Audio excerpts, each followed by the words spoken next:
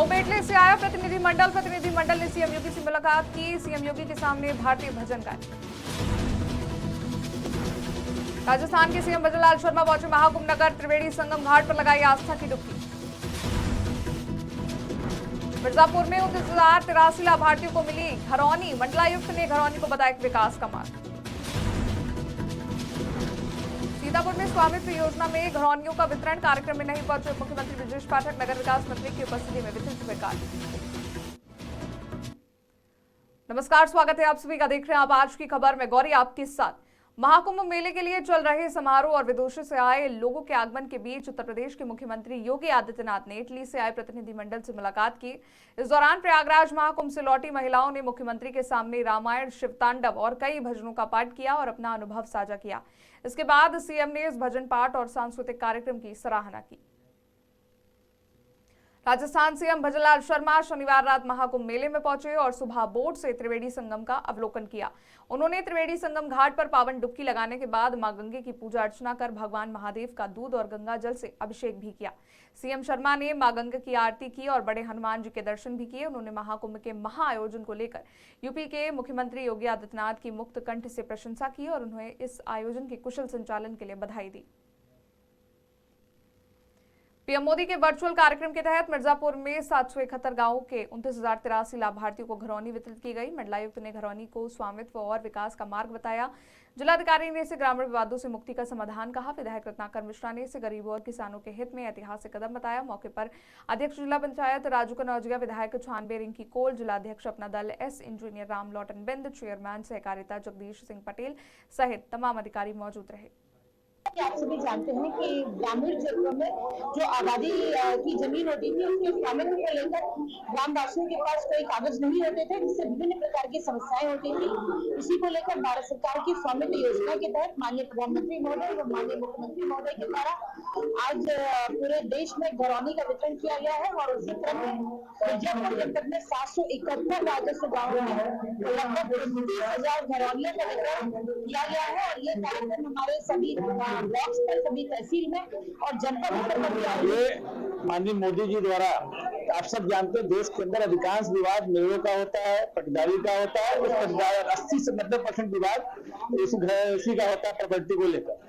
इस विवाद के जड़ को खत्म करने का जो बीड़ा माननीय मोदी जी ने उठाया है, उसी के तहत आज घरौना कार्यक्रम के अंतर्गत लोगों को उनके मालिकाना हल करने का काम किया। माननीय मोदी जी बहुत ही सराहनीय काम है, बहुत ही उल्लेखनीय है। निश्चित तौर पर छोटे छोटे जो काम है बहुत महत्वपूर्ण काम है। इससे देश की विकास का पहिया और तेजी से बढ़ेगा। ये आप सभी लोग जानते हैं कि गांव में सबसे ज्यादा मलिकाना हक को लेकर विवाद होता था। आज माननीय प्रधानमंत्री और माननीय योगी जी ने इसको पूर्ण रूप से खत्म करने का काम किया। एक तरह से उनको अधिकार देने का काम किया। जो कि सबसे ज्यादा विवाद होता था, आज वो जमीन जो आबादी का था उनको पूर्ण रूप से मालिक बना दिए। अपना बैंक से भी लोन ले सकते किसी भी तरह से। उसके तहत ये आज तक का जब से भारत देश स्वतंत्र हुआ।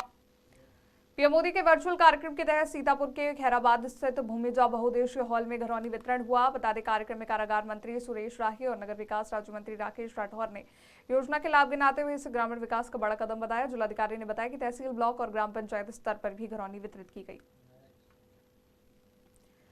पीएम मोदी ने स्वामित्व योजना के तहत देश भर में 65 लाख प्रॉपर्टी कार्ड वितरित किए हैं। सहारनपुर में आयोजित कार्यक्रम में 75 गांवों के लाभार्थियों को घरौनी प्रदान की गई।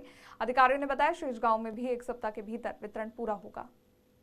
जो घरौनी वितरण कार्यक्रम है उसका शुभारंभ किया गया है। इस योजना के नाते गांव के अंदर रहने वाले किसानों के अंदर जो जमीनी विवाद है उनकी संख्या में कमी आएगी। उस किसान को या उस घर का जिसका स्वामित्व है उसका सीमांकन ड्रोन के माध्यम से सर्वे कराकर उनका सीमांकन करने के बाद जब उनको उनका मालिकाना हक मिल जाएगा तो हमारे गांव में रहने वाला साधारण व्यक्ति भी जिसको अब तक किसी प्रकार के ऋण की सुविधा उस अपने गांव के घर की स्वामित्व होने के नाते नहीं मिल पाती थी, वो उस ऋण को लेकर के अपना कोई ना कोई रोजगार प्रारंभ कर पाएगा। और जैसा प्रधानमंत्री जी का सपना है कि मेरे देश के किसान की आय दुगनी हो, उसके अंदर भी एक बड़ी कड़ी साबित हो। गाजीपुर के राजकीय महिला स्नातकोत्तर महाविद्यालय में वार्षिक खेल महोत्सव स्पर्धा का भव्य आगाज हुआ, जहां मुख्य अतिथि राज्यसभा सांसद डॉक्टर संगीता बलवन ने ध्वजारोहण किया। कार्यक्रम की शुरुआत एनसीसी और प्रज्ञा रेंजर की छात्राओं के मार्च पास्ट से हुई। इसके बाद क्रीड़ा प्रभारी डॉक्टर शंभू शरण प्रसाद ने प्राचार्य और अतिथि को कैप पहनाकर उनका स्वागत किया। आज स्नातकोत्तर महाविद्यालय महिला महाविद्यालय में 47वां वार्षिक क्रीड़ा स्पर्धा का आयोजन है और आज मैं इस विद्यालय में आई हूँ। विद्यालय की बच्चियों से मैं मिली, उनके अनुशासन, उनकी शिक्षा को मैं देखी और आज यह जो स्पर्धा का कार्यक्रम है, इसमें जो विजयी होंगी उनको शुभकामनाएं होंगी और जो असफल हैं उनको भी शुभकामना। और केवल इन खेल में नहीं बल्कि जीवन के हर दौर में, जीवन के हर जगह ये बच्चियां आगे बढ़ें और विजयी हो, इसकी शुभकामना है। उनके दीर्घायु जीवन के, उनके स्वस्थ होने की शुभकामना। चंदौली के कलेक्ट्रेट में लोक निर्माण विभाग के टेंडर फॉर्म वितरण में गड़बड़ी का आरोप लगा है। ठेकेदारों को फॉर्म देने से मना करने पर एडीएम सुरेंद्र सिंह ने हस्तक्षेप पर फॉर्म जब्त किए और कर्मचारी को कलेक्ट्रेट से हटाया। वहीं अधिवक्ता झमंजय सिंह ने इसे विधायक के दबाव का परिणाम बताते हुए कोर्ट में रिट दाखिल करने की बात कही। मिर्जापुर में स्थित राम जानकी मंदिर से 30 करोड़ रुपए की कीमत की अष्टधातु की मूर्ति की चोरी का मामला सामने आया था और इस मामले में पुलिस ने चौंकाने वाला खुलासा करते हुए मंदिर के पुजारी और सपा के नेता, वाहन चालक और एक आरोपी सहित 4 लोगों को गिरफ्तार कर जेल भेजा है। ये थाना परडी क्षेत्र का ग्राम कटनई है। वहाँ पे एक राम जानकी मंदिर है, प्राचीन मंदिर है, एक आश्रम भी है। वहाँ पर मकर संक्रांति के दिन ये सूचना प्राप्त हुई कि वहाँ पर राम जानकी मंदिर में 3 मूर्तियाँ राम, लक्ष्मण और सीता जी की चोरी हो गई हैं। इस सूचना पर तत्काल उच्चाधिकारी द्वारा मौके का मुआयना किया गया, एफआईआर दर्ज करते हुए और सर्विलांस टीम और एसओजी टीम के साथ साथ थाना पुलिस को लगाया गया था। पुलिस द्वारा मेहनत करते हुए और त्वरित कार्रवाई करते हुए तीनों मूर्तियों को बरामद किया गया है। और जो वादी मुकदमा थे बंसी बाबा यही इसके मुख्य सूत्रधार निकले हैं। इनके द्वारा ही अपने साथियों से मिल कर के मूर्तियाँ चोरी कराई गई थीं। तीनों मूर्तियाँ बरामद हो चुकी हैं, उनके अन्य सामान बरामद हो चुके हैं और 4 अभियुक्त गिरफ्तार किए जा चुके हैं। इसमें एक मुकेश सोनी नाम का अभियुक्त है जो पहले भी डकैती के मामले में जेल जा चुका है, बाघराय प्रतापगढ़ रहने वाला है। मिर्जापुर के जमालपुर विकास खंड के करंजी गांव स्थित गड़ाई नदी पर बन रहा पुल शटरिंग खिसकने से उसकी ढलाई गिर पड़ा। वहीं बता दें, ढलाई कार्य में लगे 2 मजदूर घायल हो गए, जिन्हें मौके पर पहुंची पुलिस ने ट्रॉमा सेंटर भेज दिया है। नदी में जल स्तर में वृद्धि होने के कारण जमीन दलदली होने के कारण हादसा बताया गया। क्षेत्रीय विधायक ने फोन पर वार्ता के दौरान जांच की बात कही।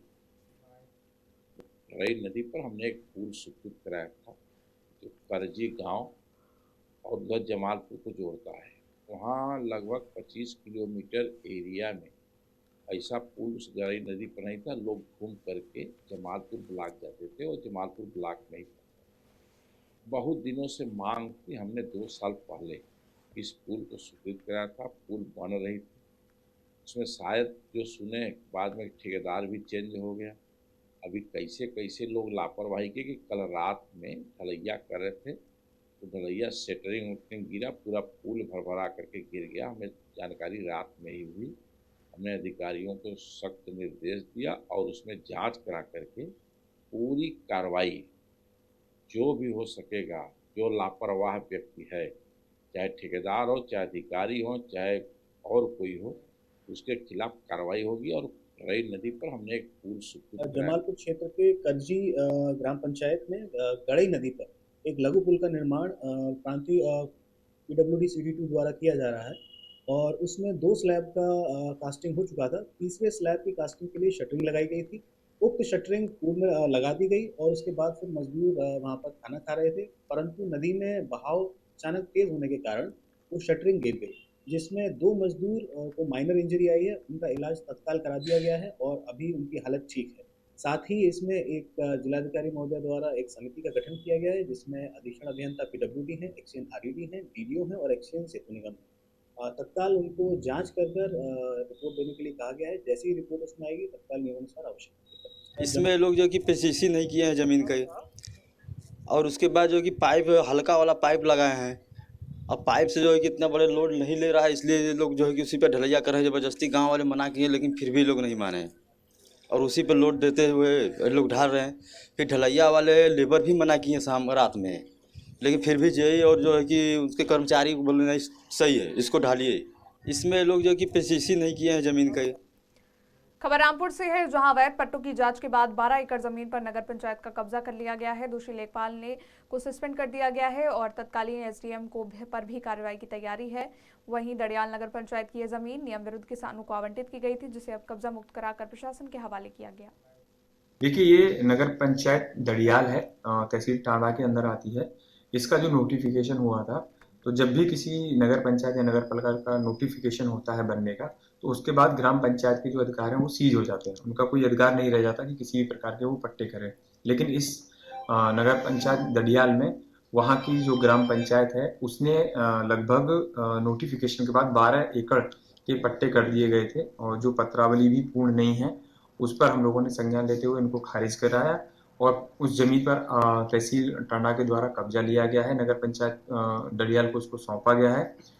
इसमें जो भी दोषी लेखपाल थे उनको तत्काल प्रभाव से निलंबित करके विभागीय कार्रवाई भी शुरू करा दी गई है। देखिए, ये नगर पंचायत दड़ियाल है।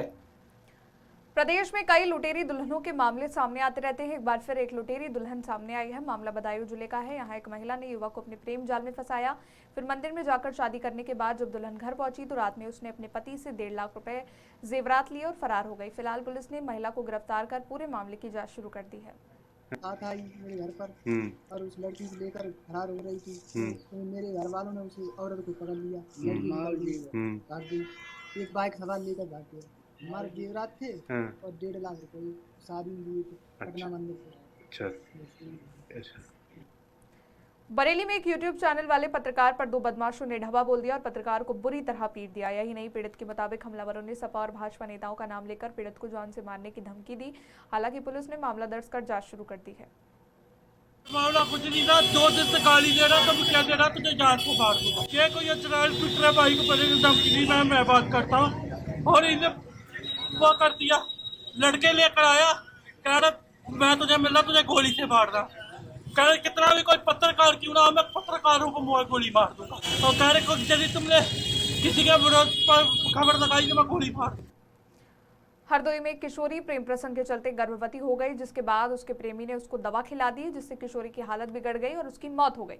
आरोपी फरार हो गया है। सूचना पर पहुंची पुलिस ने शव को कब्जे में लेकर पीएम यानी कि पोस्टमार्टम के लिए भेज दिया है और आगे की कार्रवाई में जुट गई है। देखिए, मामला थाना कोतवाली देहात अंतर्गत एक गांव का है, जहां पर एक नाबालिग युवती उसी गांव के एक युवक के साथ उसका प्रेम संबंध था।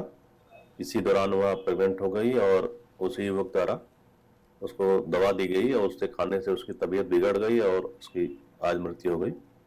उपरोक्त प्रकरण में थाना स्थानीय द्वारा उसमें परिजनों से तहरीर ली गई है। उसमें पंचायत में पोस्टमार्टम कार्रवाई के साथ आवश्यक वैधानिक कार्रवाई। गले पेशाब बंद है, गले पेशाब बंद है, गले वहीं ले गए, गले भाई बस की नहीं जाएगा और रामा सेंटर ले जाओ। रामा सेंटर का ले गया ना, गले मैं देखा देखो नहीं, गले के तो 5 महीने का बच्चा है। फिर वहाँ से हम चले, फिर दवाई नहीं ली, फिर यहाँ आए तो इसके दर्द ही हो रहे धीरे धीरे। अब बताइए दवाई दे नहीं, दवाई दे नहीं है। जब आए तो गाले बताइए इसी बात है कि पता नहीं कहा है कि कुछ हिता ना अपने गाले 5 महीने फिर मालूम देते। वहाँ पे दवाई नहीं है, नहीं दवाई निकाले खवाई दी। सहारनपुर के देवबंद में मुजफ्फरनगर मार्ग के तलहेड़ी चुंगी पर 2 पक्षों के बीच जमीनी विवाद को लेकर जमकर विवाद हुआ। विवाद इतना बढ़ गया कि दोनों गुटों के बीच फायरिंग हो गई। इसमें कई लोग घायल हो गए। दबंगों ने गाड़ियों में तोड़फोड़ कर दी है। सूचना पर पहुंची पुलिस ने जांच पड़ताल शुरू कर दी है। थाना देवबंद के तलेड़ी चुंगी के पास एक जमीन है, रोड पर खाली पड़ी जमीन है। वहाँ पर एक पक्ष द्वारा काम लगाया जा रहा था, जिसमें कि दूसरे पक्ष के कुछ लोगों द्वारा वहाँ पर आपत्ति करी गई और दोनों के बीच में इसमें लड़ाई झगड़ा हुआ और मौके पर फायरिंग हुई है, जिसमें कि 2 व्यक्तियों को फायरिंग गोली लगी है, जिसमें कि एक व्यक्ति के पेट से गोली छूकर निकली है और दूसरे व्यक्ति के हाथ से छूकर निकली है। दोनों की स्थिति सामान्य है। पुलिस द्वारा दोनों का मेडिकल कराया गया है। इसमें एक पक्ष की तहरीर पर थाना देवबंद और मुकदमा पंजीकृत किया गया है और इसमें जांच कर अभिलेखीय साक्ष्य इकट्ठे कर आसपास के सीसीटीवी कैमरे देखने के बाद जो भी तथ्य सामने देखिए, जो कि हमें भी जानकारी मिली है, हम भी यहाँ सिविल अस्पताल पहुंचे हैं। देवबंद में वाल्मीकि समाज, हमारे समाज के एक लड़के को कुछ मोमडन्स भूमाफियाओं के द्वारा गोली मारी गई है। प्रकरण ये था कि वहाँ पे एक संपत्ति है जो कि वाल्मीकि समाज के लोगों की है, जिसमें वो अपने जैसे बच्चों के शव दफनाते थे। वहाँ पे सरकारी टॉयलेट्स भी पहले से बनी हुई थी। तो जब मालिक है मौजूद, उन्होंने बेची नहीं है संपत्ति, तो कभी कुछ लोग आ रहे हैं मोमडन के हमने खरीद ली, कभी कुछ आ रहे हैं कि हमने खरीद ली। ऐसे ही 3-4 गाड़ियां आज भी भर के आई वहाँ पे कब्जा करने की नियत से। तब इन लोगों ने विरोध किया कि जब हमने किसी को बेची नहीं है ये संपत्ति, तो आप कैसे कब्जा कर रहे हैं। तो कहा सुनी हुई, तो तुरंत से फायर किया उन्होंने, और वो लड़का नाबालिग है जिसको गोली मारी है इस तरह से। और हम प्रशासन से यही आग्रह करते हैं कि जल्दी से जल्दी उन लोगों को गिरफ्तार। फिलहाल के लिए इतना ही। देश दुनिया की बड़ी खबरों के लिए देखते रहिए आज की खबर। देखिए, जो कि हमें भी जानकारी मिली है, हम भी